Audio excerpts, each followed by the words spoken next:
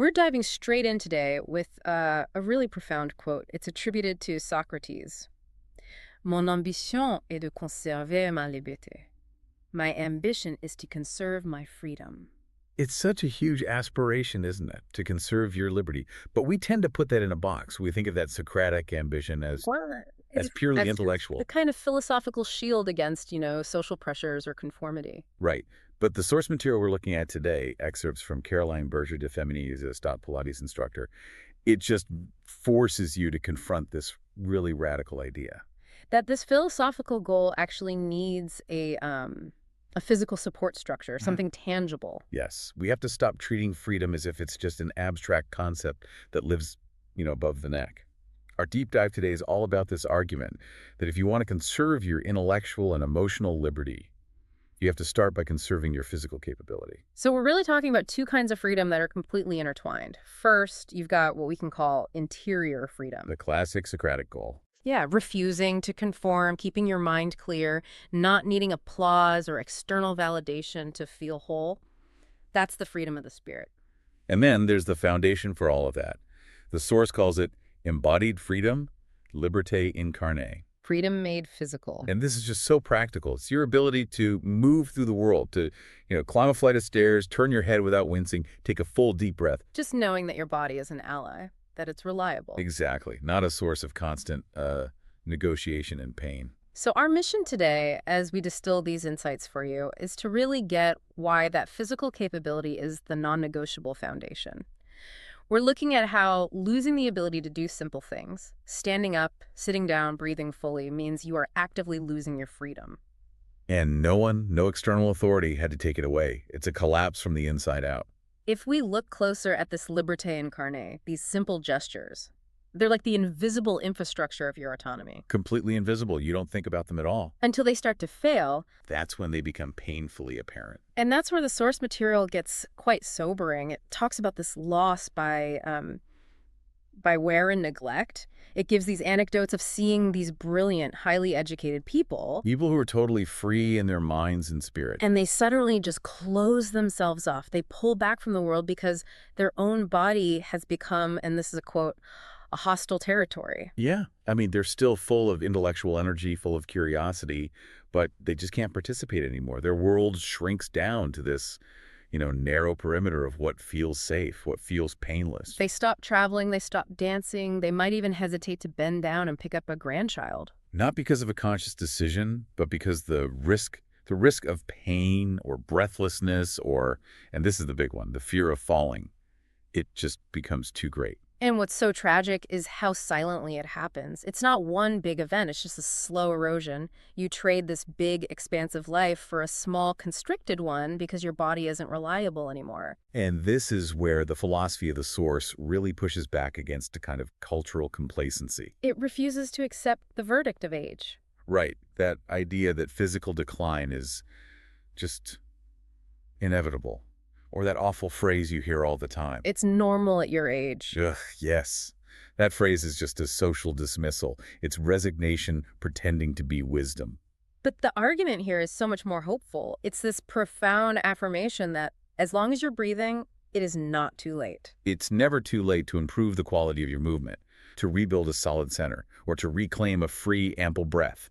The body isn't some machine that's just condemned to decay. It's an organic system that is designed for adaptation if you give it the right stimulus.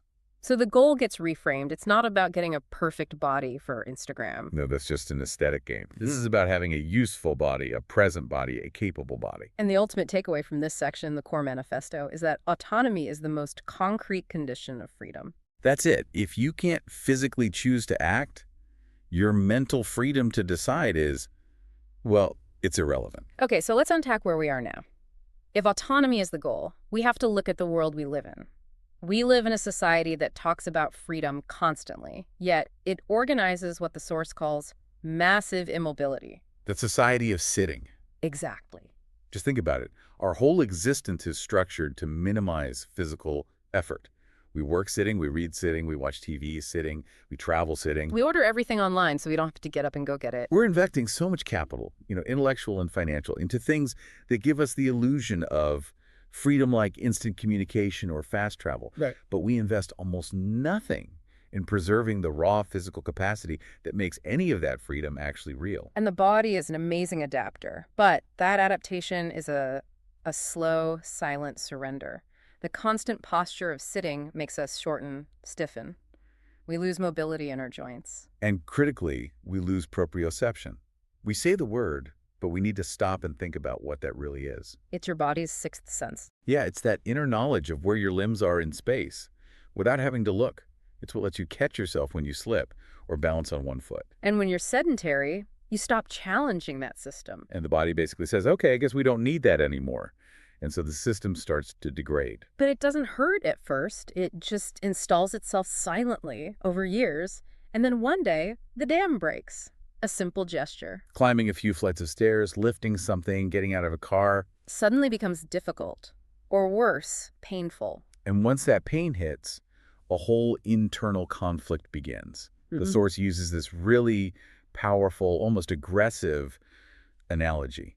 Chronic pain becomes a form of internal totalitarianism. That resonates. But how does that actually manifest in someone's day-to-day life, not just as a concept? It just consumes your bandwidth. If you have chronic lower back pain, you can't fully focus on a conversation. You can't concentrate on your work because a huge chunk of your nervous system's energy is just managing that pain signal. So it dictates your possibilities. Completely. You can't join that spontaneous hike. You have to plan your day around where you can find a comfortable chair. You lose sleep. It occupies your attention, it drains your energy, and it dictates every single micro decision you make. That is a controlled life. And what makes the whole cycle so tough is the fear it creates. The fear of moving. That fear, which is sometimes called kinesiophobia, Yeah.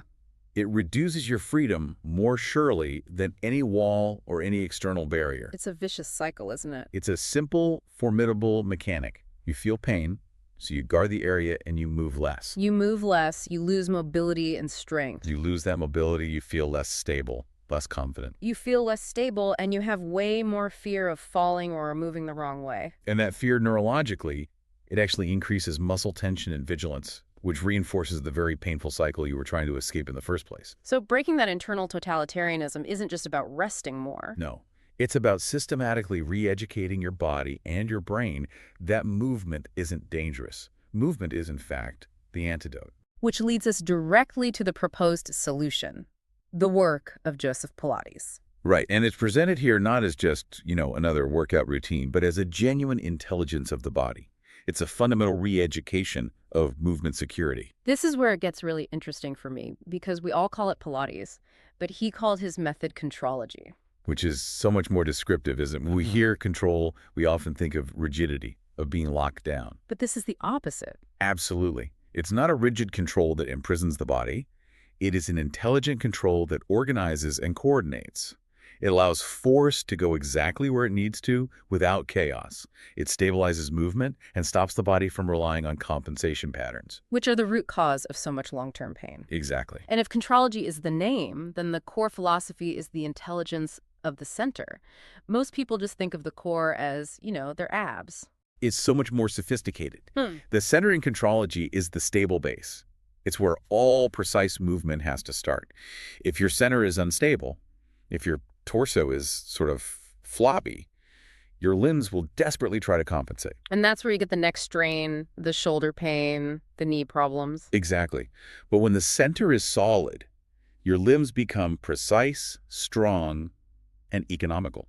And this solidity, the source is really clear about this. It's an integration of three things. It's muscular, yes, but it's also Neurological, the brain's connection, proprioceptive, that spatial awareness, Is and it? critically respiratory. Yeah. All three have to fire together. And that's why the breath becomes the absolute pivot point of the whole practice. This is where it gets really deep, philosophically. Your breath is the physiological bridge between your internal world and the external world. It directly influences your nervous system tone. Your fight or flight versus your rest and digest state. Yep. And it dictates your spinal stability. The source notes that a short, shallow, restricted breath, the kind we have when we're slumped over a keyboard all day, it maintains an internal prison. It literally restricts movement and keeps you in that state of tension. But an ample, organized breath opens the body. It creates space. It stabilizes the spine. And consciously linking your breath to your action, is an act of reclaiming territory. The source even connects it back to the ancient Greek idea of pneuma. which means spirit or soul or breath. By mastering your breath, you're cultivating presence. You're connecting a physical act directly to a higher intellectual ideal. So if we connect contrology back to Socrates, there's this really clear parallel in what you could call the pedagogy of consciousness. Absolutely. Socrates found clarity by constantly interrogating assumptions, right? Hunting down illusions in thinking. Well, contrology does the same thing for the body. It systematically interrogates your bodily automatisms. It shines a light on all these invisible habits you've built up over decades. It asks these really precise, almost diagnostic questions that your body is used to just answering unconsciously. Questions like, why does my pelvis tilt when I extend my leg? Or why does my neck tense up when I try to do something well? Why do I always stand with my weight on the outside of my foot? And those questions are the keys to freedom, because at a fundamental level, you cannot choose what you are not conscious of. That's a huge point. The comfort of just moving automatically is dangerous because you're probably just repeating a self-destructive pattern. A pattern that is slowly, silently eroding your capability. So consciousness of movement is the beginning of physical sovereignty. The practice itself forces you to slow down. Slow down to feel what is moving. Feeling to choose how to move it correctly. Choosing to protect that good alignment and protecting it so that your ability will actually last. It deliberately prioritizes quality and precision and coherence over just, speed and reps and performance. Which runs counter to almost every modern fitness trend out there. And this focus on coherence has this profound effect on our ability to maintain equilibrium, which I think is maybe the best metaphor for freedom itself. Because equilibrium isn't a fixed, rigid position. It's not about standing perfectly still. No, that's stagnation. True freedom, true equilibrium, is a continuous capacity for adaptation. Right. It's being able to adjust instantly to a slippery floor or an unexpected bump in the sidewalk. Or just fatigue. Contrology enriches what the source calls your motor vocabulary. By learning thousands of these tiny micro-adjustments in a safe environment, you stimulate neuroplasticity. Your body and brain learn to react more justly, more economically, and more safely to whatever life throws at you. This sounds like a real commitment, though. It's not a quick fix. And the source talks about the long time, the temps long. Yeah, we confuse speed with freedom. We want instant results for everything. But real freedom, the kind that actually lasts, is built in the temps long. It takes constancy. It takes patient repetition of correct gestures. And accepting that deep, real progress is slow. And often invisible to other people. But that slowness is what's so liberating. It removes the violence of these immediate high-intensity demands. It's a process of respectful, deliberate organization, not just rapid exhaustion. And there's a final dimension here, an ethical one, that often gets overlooked. Preserving your own autonomy is actually a form of civic participation. It really is. The more functional and capable we remain as individuals, the less avoidable dependency we place on our families, on our friends, on the whole social system. We remain actors in the city. Participants in the world, not just subjects waiting to be cared for. And the practice is radically inclusive because its focus is on functional anatomy, not on aesthetic norms. It's for everyone. The office worker, the person recovering from an injury, the elderly person trying to prevent a fall. The goal is to restore the dignity of doing. That simple, profound satisfaction of being able to manage yourself and your environment without the silent humiliation of needing help for basic tasks. So if we synthesize this whole deep dive, the core message seems to be that freedom is this fragile thing, and it's built on two pillars that you can't separate. The clarity of the spirit, which you get through that Socratic examination, and the functionality of the body, which you get by resisting that internal physical collapse. It's an engagement with your own future. Yes, it's a promise to yourself, a simple promise.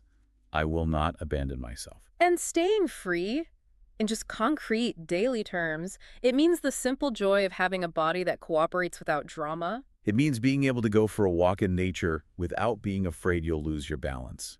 Bending down at 80 without that paralyzing fear of not being able to get back up. Carrying the burdens. Both the physical ones, like groceries, and the metaphorical ones, like stress, with a sense of internal solidity. The source material is very clear. Preserving this liberty isn't about achieving some superhuman perfection. It's about a lucid, continuous engagement with reality and a refusal to submit to neglect. The only way to truly conserve your freedom is to conserve the vehicle that allows you to express it. That's the bottom line. So here is a final provocative thought for you to carry forward today. The philosophy we've explored argues that true freedom isn't the absence of limits, but the capacity to live and operate within those limits without, dissolving into them. We want you to stop and consider your day today. Look at one specific simple movement. Maybe it's just standing up from your chair. Maybe it's reaching for something on a high shelf or bending over to tie a shoe. You take that ability completely for granted. How much of your immediate present freedom and independence is actually conditional upon that single, easily overlooked physical ability? What if you viewed the conscious effort to preserve that movement every single day as your own personal silent act of sovereignty?